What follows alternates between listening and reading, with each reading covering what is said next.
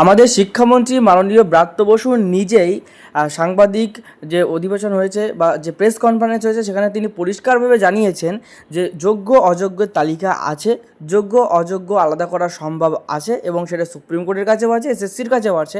অর্থাৎ তিনি পরিষ্কারভাবে জানিয়েছেন যে না, যোগ্যদের অযোগ্যদের আলাদা করা যাবে যদি আইনি জটিলতা না থাকে। আপনারা ভিডিওটা সম্পূর্ণ দেখবেন। নিউজ18 বাংলার ভিডিও ক্রেডিট আমরা ইউজ করছি, সেখানে কিন্তু তিনি পরিষ্কারভাবে জানিয়েছেন, সংবাদ বৈঠকে পরিষ্কারভাবে জানিয়েছেন যে এই যোগ্য অযোগ্যদের আলাদা করা সম্ভব হচ্ছে। তাহলে কি যোগ্যদের চাকরি আর অযোগ্যদের থেকে চাকরি কেড়ে নেয়, এটা কি সম্ভব না? সব কিছুই যখন সামনে পরিষ্কারভাবে আছে এবং এসএসসির যোগ্য অযোগ্যের তালিকা এবং সিবিআইয়ের দ্বারা যে তদন্ত করে যোগ্য অযোগ্যের তালিকা সেটা যখন মিলে গেছে, তাহলে কেন এত জটিলতা? কেন এখনও পর্যন্ত এই সবাইকে মিলে, মানে যারা যোগ্য, সত্যি চাকরি যোগ্য, যারা যারা ভালো ভালো টিচাররা আছেন তাদের সাথেও কোনো এই বেআইনি করা হচ্ছে?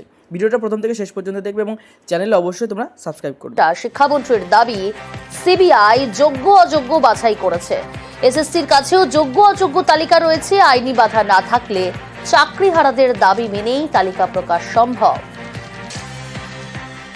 যোগ্য অযোগ্য সিবিআই বাছাই করেছে।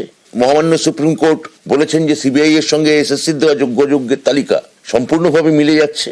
তাহলে যোগ্য অযোগ্যের তালিকা সিবিআই জানে, এসএসসিও জানে। মহামান্য বিচারক দেবাংশু বসাক তার ডিভিশন বেঞ্চও স্পষ্টভাবে উল্লেখ করেছেন তার রায়ে যে হ্যাঁ, যোগ্য অযোগ্য এখানে একটা তালিকা আছে, যদিও সেই তালিকা সন্দেহের ঊর্ধ্বে নয়, অন্য কথা, কিন্তু যোগ্য অযোগ্য তালিকা একটা আছে এবং সেটা সুপ্রিম কোর্টে জানে। যোগ্য অযোগ্য বাছাই করা সম্ভব মানে কি? যোগ্য অযোগ্য তালিকা আছে।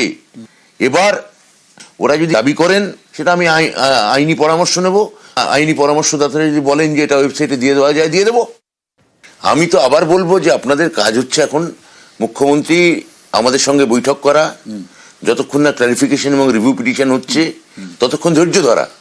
আমি তো অনন্তকাল ধৈর্য ধরতে বলছি না। তা আপনারা বৈঠকটা করুন, আপনাদের যে দাওয়াই আছে সেগুলো দিন, সেগুলো সরকার কিভাবে এগোচ্ছে সেটা পর্যবেক্ষণ করুন, তারপর আপনারা আন্দোলনের রাস্তায় যান।